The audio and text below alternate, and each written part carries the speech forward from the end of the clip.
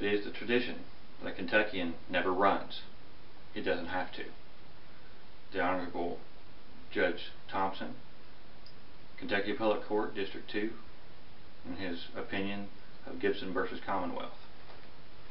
What would you do, and what would you need to know if someone were to break into your home?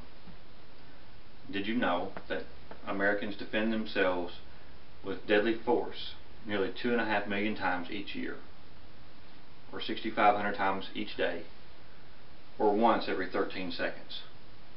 Good morning. My name is Michael Dunbar. I'm a concealed carry personal defense instructor certified through the Kentucky Department of Criminal Justice Training in Frankfort. In this presentation today we'll be learning about the Castle Doctrine and how it applies to you. In 2006, the Kentucky General Assembly adopted a version of law known as the Castle Doctrine.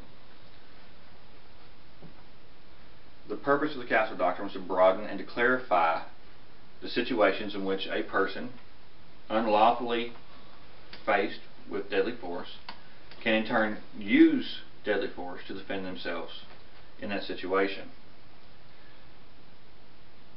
and be ultimately justified in doing so.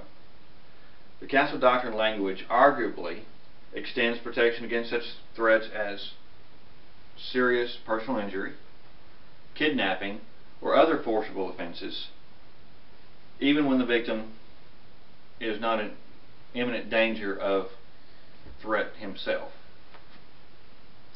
How well does the Castle Doctrine protect us? John Lott, in the 3rd edition of his More Guns, Less Crime, tells us that states who adopt the Castle Doctrine law see a 9% reduction in the murder rate. They also see an 11% drop in overall violent crimes. So it works. But what does it mean if you have to use it? In self-protection, the conditions of use are simple. The intruder must have made or have attempted to make an unlawful entry into your home, business, residence, or occupied vehicle.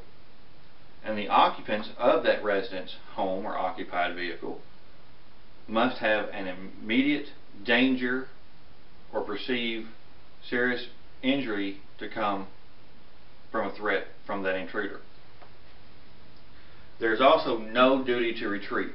The state of Kentucky in the past has required that when a home was threatened, the occupants had the duty to retreat to the furthest portion of the home, and if not pursued, had no legal right to defense.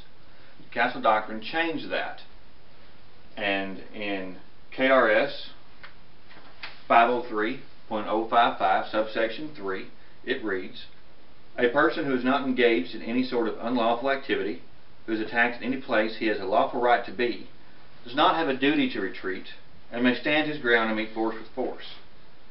Further, there have been a substantial number of cases where the stand your ground or Castle Doctrine ruling has been upheld. One of the primary purposes for the Castle Doctrine is to protect people who justifiably use deadly force to protect themselves, others, or their home against the cost and stress of criminal prosecution or civil litigation.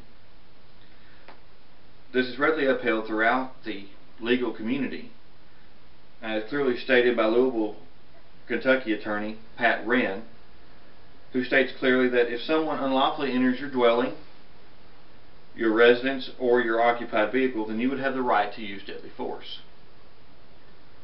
And in conclusion, we should be thankful that the Commonwealth of Kentucky in 2006 had foresight to pass a Castle Doctrine.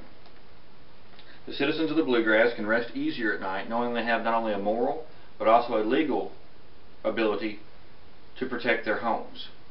It is also a comfort to know that in doing so, in defending your home from deadly force, that you have protection from criminal and civil litigation.